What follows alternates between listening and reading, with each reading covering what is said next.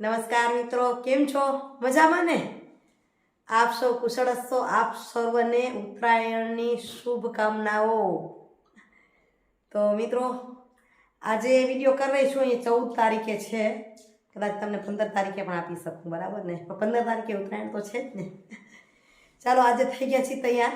અમદાવાદ નથી ગયા તો બીજે ક્યાંક ફરી આવી. અહીંયા સાહેબ કરે છે નાસ્તો કરો ને શ્રીરામ પીઓ આજે નાસ્તો કર્યો શ્રીરામ કેવો. આમ તો આજે શ્રીરામ જેવું છે. રોટલી ને ઘી ગોળ ખાય છે એટલે. રોટલી ને ઘી ગોળ છે.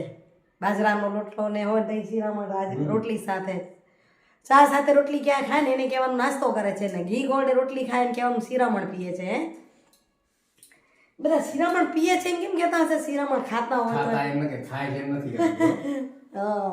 ચાલો મિત્રો, નીકળવાના છીએ ફરવા. આજનો વિડીયો સતત જોતા રહેજો, મજા આવશે. કારણ કે આજે અમે હેતલબેન ને બધા સાથે જઈ રહ્યા છીએ બહાર. ક્યાં જઈ છીએ સસ્પેન્સ, આગળ વિડીયો પૂરો જોજો, મજા આવી જશે, બરાબર ને? તો જો થઈ ગયા તૈયાર. હેતલ સાથેની મોજે દેખાય ને કાંઈ. હેતલ સકરાત એમાં દેખાય રહી ઉત્તરાયણની. ચાલો ફરી આવી. હેતલ ક્યાં ફરાવા તેડી જાય. આપણે જઈને કે લઈ લીધા પતંગ. બતાવો પતંગ તારા અલગ નહીં કરે તો ઉડાડશે. એ બતાવશો? એ દોરા રાખી દીધા. ઓ તમારા જૈનિક ના આવે એટલે તમારા રૂજો બધું ફિરકી તમારી જો. હે ચાલો, ઉત્સાહી છે. ફટાકડા ને પતંગ ને બધું ખપે. બરાબર હે. ઉત્સવ બધા મનાવવાના. ઉત્સવ અમારો બધો મનાવે છે. એના લીધે બધા મોજમાં પડે અહીં. સાચી વાત. અમારે અનિલ લેવો છે ને, બધું ખપે એમ. આ સમય અનિલ યાદ આવશે. આવું કઈ હશે તો એને શોખ ને. તૈયાર થઈ ગયો છે ત્યાં કેતો તો હમણાં તૈયારી કરી છે અમદાવાદની. અમારી તો રહી ગઈ સાલ કરી હતી પણ. ચાલો, ગાડી થઈ ગઈ છે તૈયાર. બેસી ગઈ ગાડીમાં. જો બતાવો, ખોટું બતાવો. હાલો,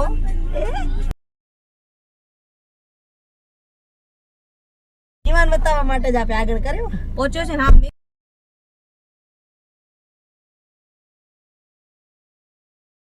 કેતનભાઈ તો યાદ. કેતનભાઈ નો તો વાંધો ને, તો ઓલી દેતી છે ઓલી. તો મિત્રો, આપણે પહોંચ્યા છીએ માંડવી શિવશક્તિ હોટલમાં. જમવાનું અહીં પતાવી અને પછી જશું આગળ. મારી ભત્રીજા બહુ પણ આવી ગયા છે અને આજનું જમવાનું છે મારી ભત્રીજી લતા તરફથી, મારા જેઠની દીકરી રસીલાબેનની દીકરી. અને જો અહીં હેતલ, એની દેરાણી ધ્રુતિ, જૈનિક આવી જાવ જમવા માટે. જો થાળી તૈયાર છે, મારી પીરસેલી થાળી છે. મેં તો વિડીયો કરી લઉં. અને અહીં છે લતાના જેઠાણીના નણંદ, ભાણેજા ને ભત્રીજા. જૈનિક ને આ દિસવી અમારી. દિસો આભાર ટાટા. પુત્રી અમારી. જમી લીધું.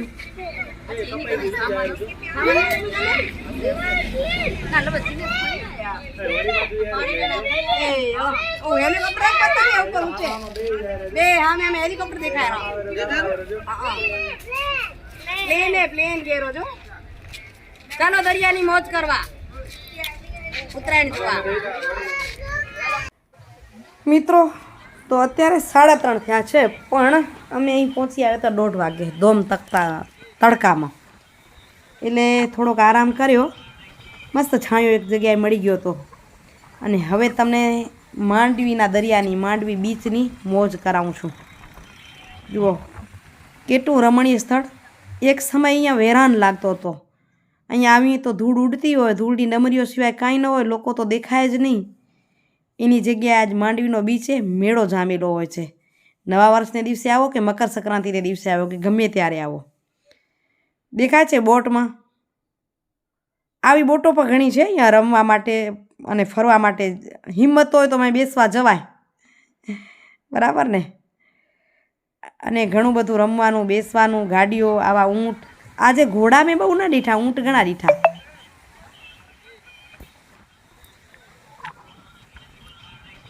માંડવીના બીચ પર આવ્યા હોય પણ કહેજો. આજે આવ્યા હોય અને મને ન મળ્યા હોય તો પણ કહેજો. અમુક લોકો મળ્યા પણ હતા. અને જેમને ન જોયો હોય ને કચ્છમાં આવો તો બીચ જોવા જરૂરથી જજો. અમારો માંડવીનો દરિયા કિનારો રમણીય દરિયા કિનારો થઈ ગયો છે.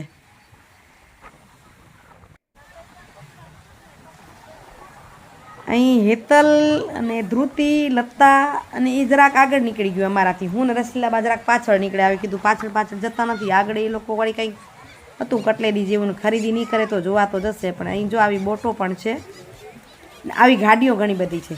બતાવું એ આગળ ગઈ. મેં તો આપે રસીલાબાને કીધું અહીંયા વિડીયો કરી થોડીક વાર ઊભા રહીએ.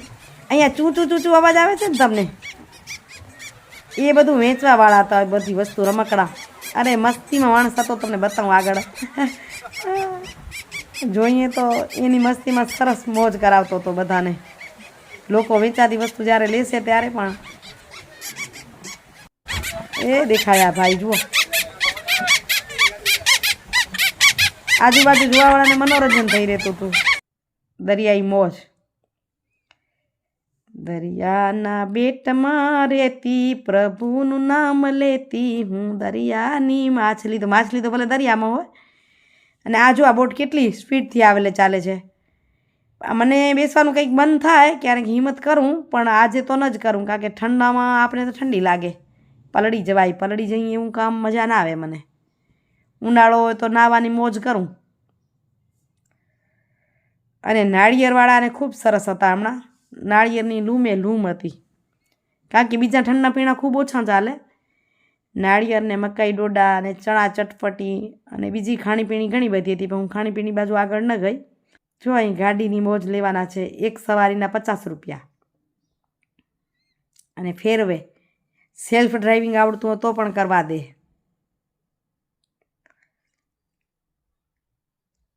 ઠંડા નારિયેલ. પાછળ ખુરશી હતી, ત્યાં થોડીક વાર બેઠા હું ને રસીલાબા, અને બેસીને પણ કર્યો વિડીયો. આડો અવડો તમને બતાવું. આજની ઝલક અને આજની મોજ કેવી લાગી છે કમેન્ટ કરીને જરૂરથી કહેજો. અને અહીં અમારા દોયત્રા અને પોતરા, લતાના દીકરા અને અમારા પોતરાને બધા ગોઠવાઈ ગયા છે ગાડી પર. બેસવું છે.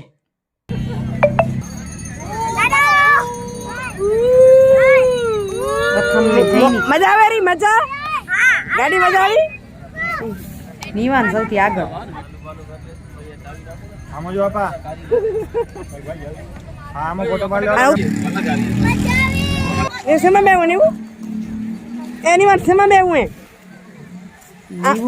પડી જતો ગોતે શું રહ્યો.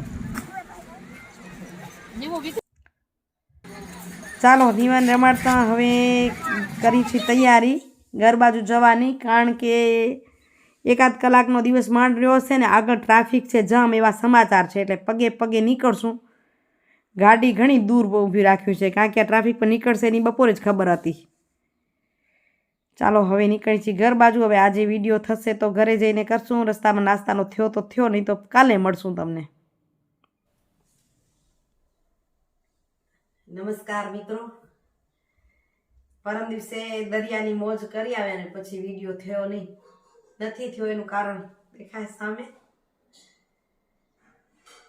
દેવા તો પડે રે બદલા, દેવા તો પડે, કરેલા કર્મના બદલા દેવા તો પડે. ભજન છે, ખબર નહીં કયા કર્મના બદલા દેવા પડે છે, મને ખબર નથી. ગઈકાલ તો કંઈ કર્યું નહીં. પગ તો કહી દઉં કે ગઈકાલે 10:30 જવાના હતા. પરમ દિવસે ત્યાંથી આવ્યા પછી થાકી ગયા, ત્યારે વિડીયો કર્યો નહીં. એવો તો પૂર્ણતા કરશું. દરિયેથી ખૂબ મોજ કરી, મજા કરી, આનંદ કરી. મકર સંક્રાંતિને ખૂબ દિલથી માણી. પછી થાકી ગયા હતા એટલે સૂઈ ગયા. ગઈકાલે એમ થયું કે વિડીયોની શરૂઆત કરીશ, પણ ફટાફટ એમ થયું કે મારા નણંદને ત્યાં સંક્રાંત આપવા જવું છે. કાકા નણંદની બાજુમાં રહે છે સેવન સ્કાયમાં, તો કે ત્યાં જઈ ત્યાંથી આજ શરૂઆત કરશું નણંદના ઘરેથી. પહેલા પણ એમનો વિડીયો બતાવ્યો છે. રવાની થવા ગઈ તો ગેટ પર પડી ગઈ, પગ લપસ્યો અને પગે ફ્રેક્ચર થઈ ગયું છે. નણંદના ઘરે ન પહોંચાયું અને હવે આપણે પથારીમાં રહી ગયા 1.5 મહિના માટે.